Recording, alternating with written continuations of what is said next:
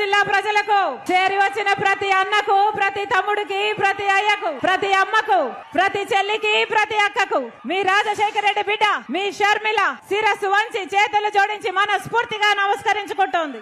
నేను రాజశేఖర రెడ్డి బిడ్డను. కడప పార్లమెంట్ స్థానానికి కాంగ్రెస్ పార్టీ తరఫున ఎంపీ అభ్యర్థిగా పోటీ చేస్తుంది రాజశేఖర రెడ్డి బిడ్డ. మీ అందరి ఆశీర్వాదంతో పాటు మీ ప్రేమను, మీ ఓటును, మీ అభిమానాన్ని మీ రాజశేఖర రెడ్డి బిడ్డ మీద ఉంచాలని శిరస్సు వంచి చేతులు జోడించి మనస్ఫూర్తిగా ప్రార్థిస్తుంది రాజశేఖర రెడ్డి బిడ్డ. ఈ రాష్ట్రంలో ప్రజల సంక్షేమం కోసం కట్టుబడిన ఏకైక పార్టీ కాంగ్రెస్ పార్టీ. 10 సంవత్సరాలైంది రాష్ట్ర విభజన జరిగి. 10 సంవత్సరాల రాష్ట్ర విభజన జరిగితే ఈ 10 సంవత్సరాలలో ఒక్కటంటే ఒక్క విభజన హామీ కూడా నెరవేర్చలేదు. ఇప్పుడున్న పాలక పక్షమైన ప్రతిపక్షమైన బీజేపీ పార్టీ అయినా, ఏ బీజేపీ పార్టీ అయితే 10 సంవత్సరాలుగా ఆంధ్ర రాష్ట్రానికి వెన్నుపోటు పొడుస్తూనే ఉందో అదే బీజేపీ పార్టీకి పొత్తు పెట్టుకున్నాడు చంద్రబాబు గారు.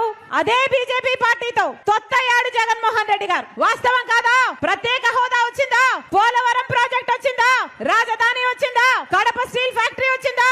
మరి ఎందుకు పొత్తు పెట్టుకున్నాడు చంద్రబాబు గారు? మరి ఎందుకు తొత్తయ్యాడు జగన్మోహన్ రెడ్డి గారు? వాళ్ళ స్వప్రయోజనాల కోసం ఆంధ్ర రాష్ట్ర ప్రజల హక్కులు మొత్తము తాకట్టు పెట్టారు బీజేపీ పార్టీ. అందుకే చెప్తున్నాం, ఈసారి బుద్ధి చెప్పాల్సిన సమయం వచ్చింది. అంతేకాదు, జగన్మోహన్ రెడ్డి గారు ముఖ్యమంత్రిగా 5 సంవత్సరాలుగా ఉన్నారు. మరి 5 సంవత్సరాలలో ఇచ్చిన ఒక్క వాగ్దానమైనా నిలబెట్టుకున్నాడా జగన్మోహన్ రెడ్డి గారు? బీజేపీ పార్టీ మెడలు వంచి ప్రత్యేక హోదా తెస్తానన్నాడు జగన్మోహన్ రెడ్డి గారు. వచ్చిందా అన్నా? వచ్చిందా? రాజధాని వచ్చిందా? అందరికీ అన్ని ఉన్నాయే.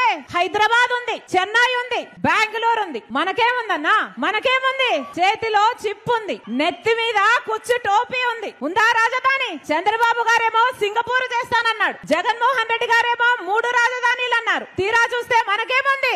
గుండు సున్నా ఉంది. ఏం చెప్పాడు జగన్మోహన్ రెడ్డి గారు? వాషింగ్టన్ ను తలపిస్తానన్నాడు రాజధాని. అయిందా?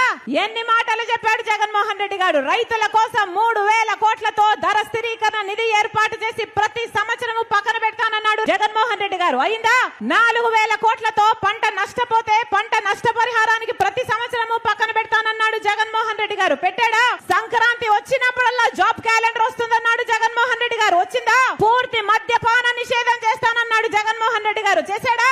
చెయ్యకపోగా ఈ రోజు సర్కారు ఏదమ్ముతే అదే తాగాలి. ప్రపంచంలో ఎక్కడా లేనివి ఇక్కడ అమ్ముతున్నారు. వాళ్ళు భూమ్ అమ్ముతే మీరు భూమ్ తాగాలి. వాళ్ళు 3 క్యాపిటల్ అమ్ముతే మీరు 3 క్యాపిటల్ తాగాలి. వాళ్ళు డిఎస్సి అమ్ముతే మీరు డిఎస్సి తాగాలి. వాళ్ళు క్యాపిటల్ అమ్ముతే క్యాపిటల్ తాగాలి. ఒక పాడు ఒక పద్ధతి ఏమైనా ఉందా?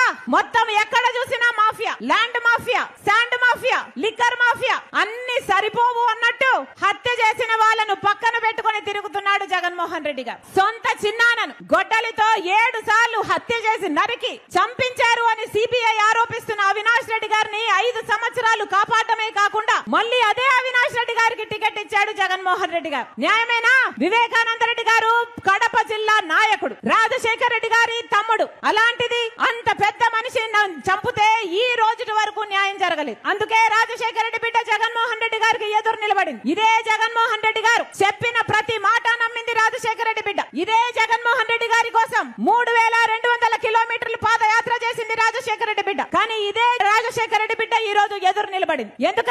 ఎందుకంటే ముఖ్యమంత్రి అయిపోయిన తర్వాత జగన్మోహన్ రెడ్డి గారు ఒక మారిపోయిన మనిషి కాబట్టి. ముఖ్యమంత్రి కాకముందు రాజశేఖర రెడ్డి గారికి చావు వెనుక రిలయన్స్ హస్తం ఉంది అని చెప్పిన జగన్మోహన్ రెడ్డి గారు ఆ తర్వాత ముఖ్యమంత్రి అయ్యాక రిలయన్స్ సంస్థ వాళ్ళకి పిలిచి మరి రాజ్యసభ సీట్ ఇచ్చాడు. మరి ఏమనుకోవాలి? తండ్రిని చంపించిన వాళ్ళకి మీరు ఇచ్చారు అనుకోవాలా, లేకపోతే ఆ రోజు మీరు చెప్పింది అబద్ధము అనుకోవాలా? వివేకానంద రెడ్డి గారు చనిపోయిన రోజున సిబిఐ ఎంక్వైరీ కోరాడు జగన్మోహన్ రెడ్డి గారు. కానీ ముఖ్యమంత్రి అయిన తర్వాత సిబిఐ అవసరం లేదు అన్నాడు జగన్మోహన్ రెడ్డి గారు. మరి ఏమనుకోవాలి? ఎప్పుడు ఏది వీలైతే ఆ మాట మారుస్తుంటే జగన్మోహన్ రెడ్డి గారు రాజశేఖర రెడ్డి గారి ఆశయాలను నిలబెట్టిన వాడు ఎలా అవుతాడు?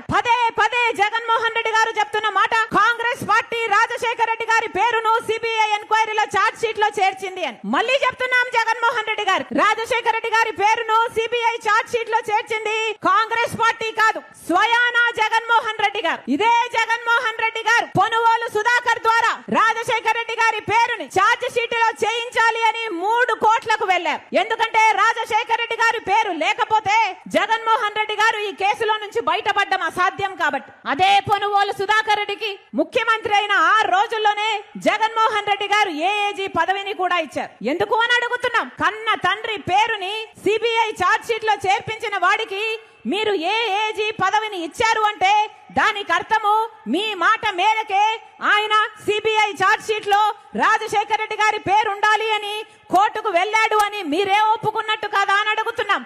ఈ రోజు జగన్మోహన్ రెడ్డి గారు ఉన్నవి లేనట్టుగా లేని ఉన్నట్టుగా ఊసరవల్లిలాగా మారి ఏదంటే అది మాట్లాడుతున్నారు. ఎందుకు అని అడుగుతున్నాం. రాజకీయాల కోసం ఇంత దిగజారడం అవసరమా అని అడుగుతున్నాం. ఏం చేశారు జగన్మోహన్ రెడ్డి గారు? సొంత చిన్నాన, ఆఖరికి సొంత చిన్నాన చచ్చిపోతే తండ్రి తర్వాత తండ్రంతటి వాడు ఈ రోజు వరకు న్యాయం జరగనివ్వలేదు జగన్మోహన్ రెడ్డి గారు. అన్నా, నేను రాజశేఖర రెడ్డి బిడ్డను. పులి కడుపున పులే పుడుతుంది. దేనికి భయపడేది కాదు రాజశేఖర రెడ్డి బిడ్డ. అలాగని అన్యాయం జరుగుతుంటే చూస్తూ ఊరుకునేది కూడా కాదు రాజశేఖర రెడ్డి బిడ్డ. ఈ రోజు అన్యాయం జరుగుతుంది కాబట్టి రాజశేఖర రెడ్డి బిడ్డ ఎదురు నిలబడింది. అన్నా, ఈ రోజు రాజశేఖర రెడ్డి బిడ్డ ఒకవైపు ఉంటే వివేకానంద రెడ్డి గారిని హత్య చేయించిన అవినాష్ రెడ్డి గారు ఇంకో వైపు ఉన్నారు. ఒకవైపు న్యాయం ఉంది, ఒకవైపు నేరం ఉంది, ఒకవైపు ధర్మం ఉంది, ఇంకోవైపు డబ్బు అధికారం ఉంది. అన్నా మీరు ఏ వైపు? అన్నా మీరు ఏ వైపు? అన్నా మీరు ఏ వైపు? అన్నా మీరు ఏ వైపు? ప్రపంచం అంతా చూస్తుంది. కడప ప్రజలు న్యాయం వైపు నిలబడతారా, నేరం వైపు నిలబడతారా అని. కడప ప్రజలు న్యాయాన్ని గెలిపిస్తారా, నేరాన్ని గెలిపిస్తారా అని మన దేశం కాదు ప్రపంచం మొత్తము చూస్తుంది. అందుకే ఈసారి ఎన్నికల్లో బుద్ధి చెప్పాల్సిన వాళ్ళకు బుద్ధి చెప్పండి, న్యాయం చేయాల్సిన వాళ్ళకు న్యాయం చేయాలని మీ రాజశేఖర రెడ్డి బిడ్డ ఇక్కడికి వచ్చిన ప్రతి అన్నను, ప్రతి తమ్ముణ్ణి, ప్రతి అక్కను, ప్రతి చెల్లిని శిరస్సు వంచి చేతులు జోడించి మనస్ఫూర్తిగా ప్రార్థిస్తుంది. మీకు మాటిస్తున్నా మీ ఎంపీ అభ్యర్థిగా నన్ను గెలిపించండి. ఈ రాజశేఖర రెడ్డి బిడ్డ మీ బిడ్డ అవుతుంది, మీ బలం అవుతుంది, మీ బాధ్యతను తన భుజాన వేసుకుంటుంది, మీ గొంతు అవుతుంది, మీ కోసం కొట్లాడుతుంది. అవసరమైతే ఇక్కడ కొట్లాడుతుంది, లేదంటే ఢిల్లీ పార్లమెంటులోనైనా కొట్లాడుతుంది. మీరు ఆశీర్వదించండి. ఈ రాజశేఖర రెడ్డి బిడ్డ మీకు మాటిస్తుంది. ఈ గడ్డ మీదనే బతుకుతుంది రాజశేఖర రెడ్డి బిడ్డ. మీ ఎంపీగా మీతోనే కలిసి బతుకుతుంది. ఈ గడ్డ బిడ్డలకే తన జీవితాన్ని అంకితం చేస్తుంది. మరొక్కసారి వేదిక మీద ఉన్న రాహుల్ గాంధీ గారికి, వేదిక మీద ఉన్న డిఎస్ఏ గారికి, డికేఎస్ గారికి రాజశేఖర రెడ్డి బిడ్డ మనస్ఫూర్తిగా ఆహ్వానం పలుకుతూ మమ్మల్ని చూడడానికి, మీ అందరినీ నా కోసం ఆశీర్వాదం అడగడానికి అదే పనిగా వచ్చారు. మరొక్కసారి వారికి మనస్ఫూర్తిగా కృతజ్ఞతలు తెలుపుకుంటూ వచ్చిన మీ అందరికీ కూడా రాజశేఖర రెడ్డి గారు మనస్ఫూర్తిగా